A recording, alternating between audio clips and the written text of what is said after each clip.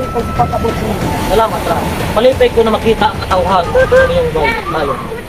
Tara, sa aming bayan, naganda kami ng kunting dito. Ang araw ay puno ng kasiyahan sa baryo ng Sugbo. Ang mga tao ay nagkakasiyahan, may tugtugan, may sayawan, at ang hangin ay may halimuyak ng inihaw na baboy at bagong lutong kanin. Ang raha at ang kanyang mga panauhin ay tinatanggap ng may ngiti at palakpakan. Sa di kalayuan, makikita ang sasakyang ginamit ng mga Kastila sa baybayin. Makikita ang pagbaba ng mga nakasakay rito.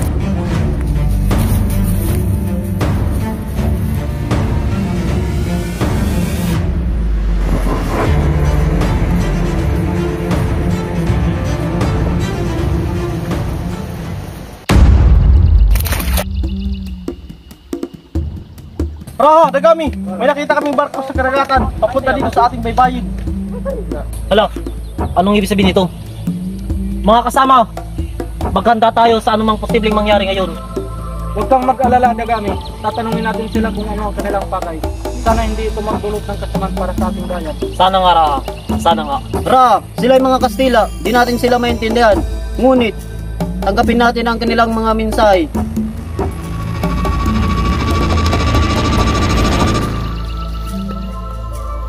Huminahan kayo mga kasama.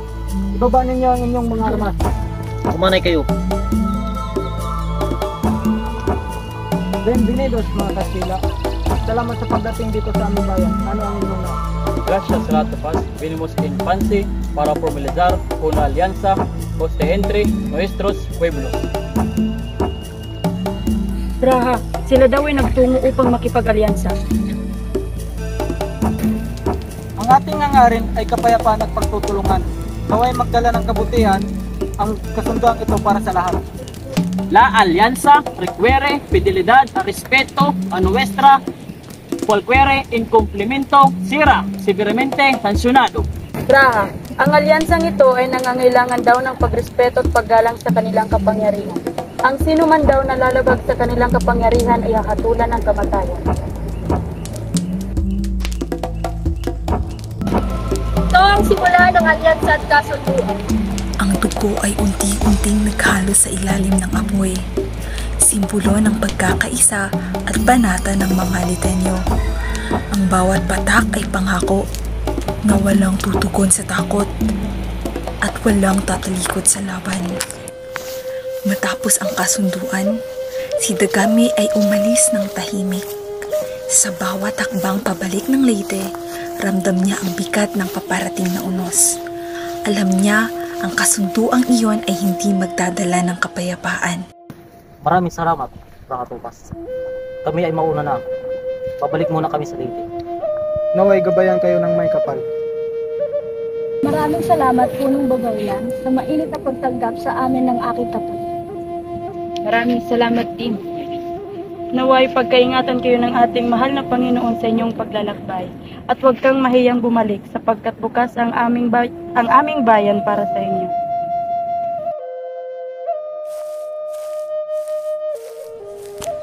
Ang mga ngiti ng pagkakaibigan ay unti-unting napalitan ng mga aninong may dalang pananakop. Sa bawat salitang binitawan, may pahiwatig ng pagbabanta. Si Raha Topas ay nagpilit lumiti. Ngunit sa mata ni Dagami, makikita ang bakas ng panganib. Mga tagasunod, tayo ay babalik na sa Leyte. Dato, ano ang iyong saloobin sa naganap na pagkakas? Sa tingin mo ba, ito'y maganda na makipag-alyansa sa mga Spanish? Alyansa ang kanilang nais. Subalit naman natin na mayroong tagong agenda ang mga mananakop. Ang kagustuhan ko lamang ay ang kaligtasan ng ating bayan. Sa ganon, nararapat lamang na malaman ito ng buong balangan.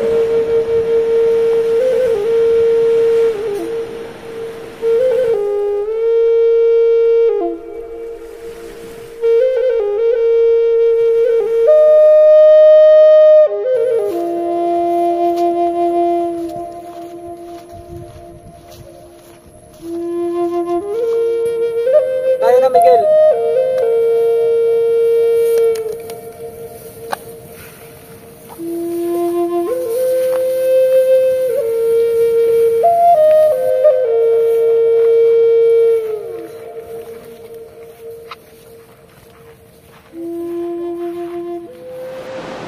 Sa isang gabi, dumating si Dagami sa Leyte.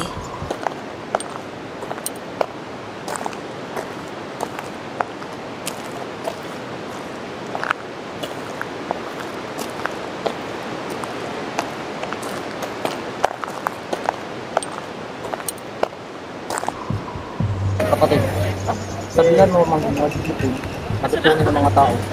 Meron lang mga pumupunta sa kanilang kapakinabangan. Tinipon niya ang mga pinuno at mandirigma ng baryo.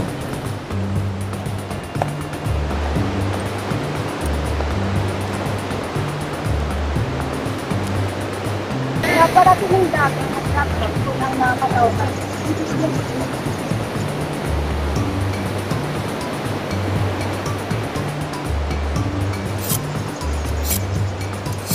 Pinapatawag kayo ng mahal na dati.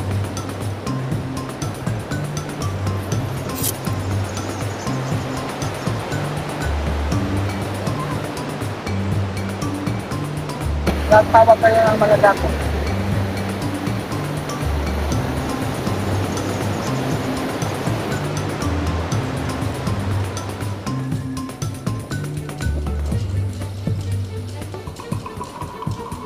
Narito na bang lahat? Mga kaigsunan, narinig ko ang kasunduan sa Cebu. Ang mga Kastila nagbabalak sa kukin ng ating lupa. Kailangan natin magkaisa. Ngunit, mahal na dato, paano natin patatanggol ang ating lupa kung kakaunti lang tayo? Makinig kayo mga kaigsunan. Hindi tayo magpapasakop. Ang bawat buhay ay dapat maghanda at lumaban para sa ating lupa at kultura. Mabuhay ang mahal na dato! Para sa bayan! Au! Au!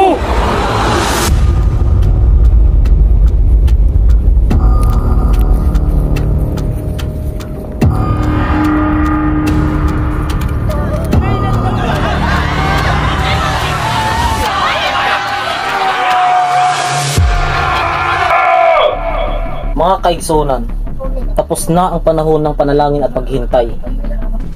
Ang mga Kastila ay dumating na sa Sugpo at nilapastangan ang ating mga kasamahan. Ngayon, magkaisa tayo upang ipagtanggol ang ating lupa at dangal. Dato, paano natin ito magagawa? Hindi ba't mas makapangyay sila Dagami isa sa atin? tila apoy na dumaloy sa tuko ng mga nakikinig. Ngunit malakas tayo. Ang bawat mandirigma ay kumuyong ng kamao, handang ibuhos ang buhay para sa kalayaan. Tatapang at pag-ibig sa bayan. Ang dugong inalay ninyo ang magbubuklod sa inyong mga kaluluwa. Ito ang magsisilbing lakas na hindi malulupig ni Luman. Sa sumpaang ito, walang lugar ang takot. Ako, si Dagami. Nangangakong ipagtatanggol ang ating lupain at bayan hanggang sa huling hininga. Sino mang Kastilang lalabag sa ating lupain ay hindi makakatawid. Sumpahan natin, panata sa dugo para sa Sugbo. Ang pagpatay kay Pedro de Arana ay hindi para sa galit. Ito'y para sa hustisya. Dato, paano kung madiscover tayo? Hindi tayo atras. Atin ang oras na ito. Ang bawat isa ay gaganap sa kanilang tungkulin. Hindi malalampasan ng kaaway ang ating tapang.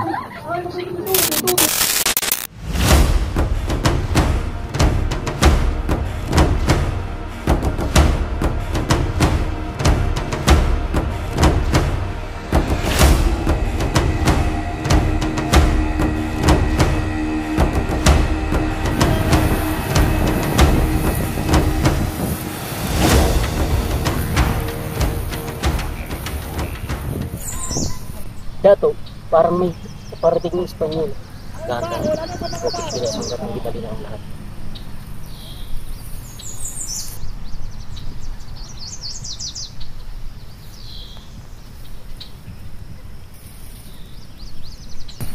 Pasonorin naman pala ang mga katutubo.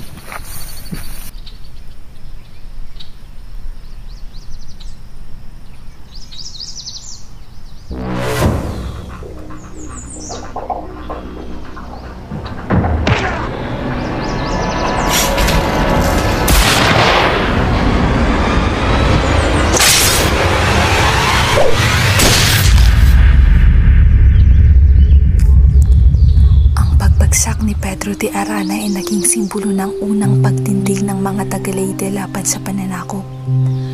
Ngunit sa bawat tagumpay, may kapalit. I keep watching on what it is. Tapon na yung side. Run on my feet. Run on my breath. So keep your grace.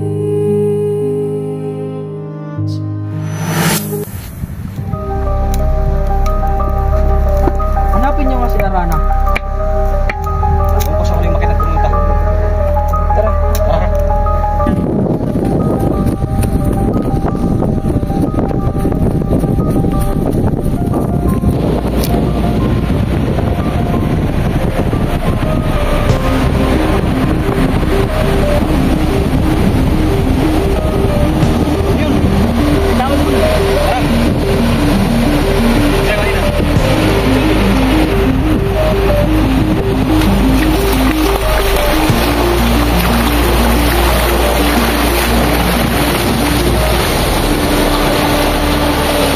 Si Arana! Tara!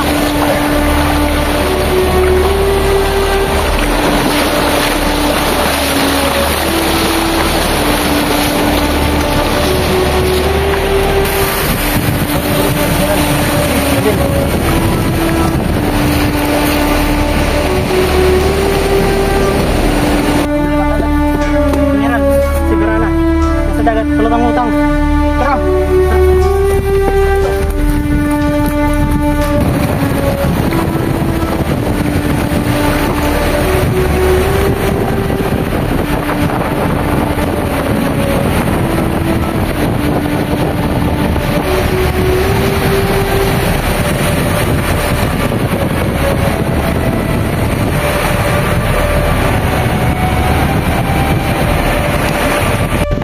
Bukas na bukas, puntahan natin si Dagami.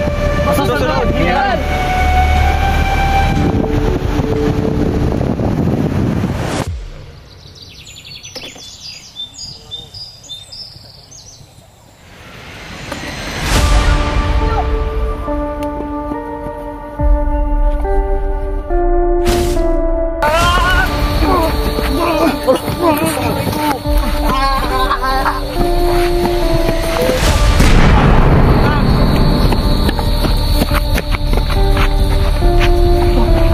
Hindi ko alam! Nasaan? Andun sa bukid kasamang 2 tauhan at ang kanyang kapatid! 200! Mga traidor, kaya!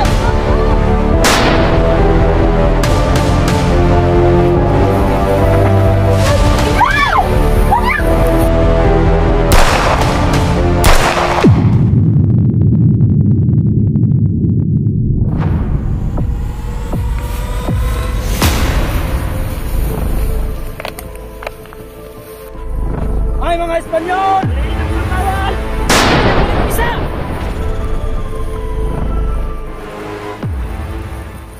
Kung sakaling madakip ako, ang ating laban ay magpapatuloy sa bawat puso ng mga tao. Tandaan mo, ang apoy ng ating bayan ay hindi mawawala. Dito muna tayo hanggang gumaling ang iyong mga sugat. Marahil matapang tayo pero iba pa rin ang mga armas ng mga mananakop. Dato! May mga paparating na Espanyol! Huliin silang dalawa! Alitali! Huwag! Huwag niyo siyang saktan!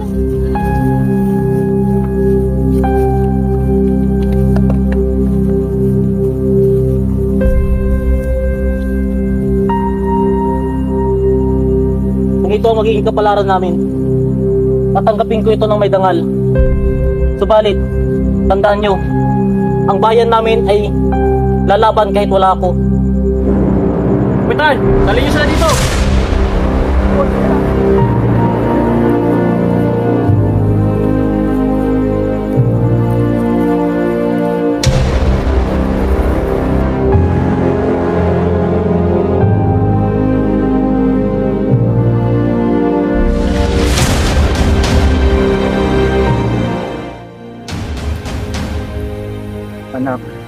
ka ng tawad at tanggapin ka ng lalo.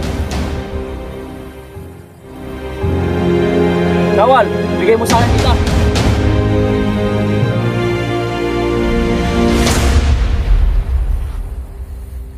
Ganito ang mangyayari sa mga taong taksi na katulad nyo.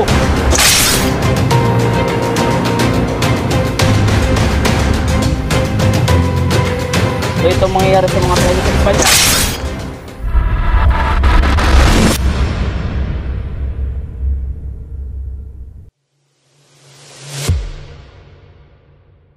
Sa bawat pagharap natin sa salamin, minsan hindi lang refleksyon ang bumabalik, pati ang mga masasakit na alaalang pilit nating kinakalimutan, ang mga multo ng ating nakaraan.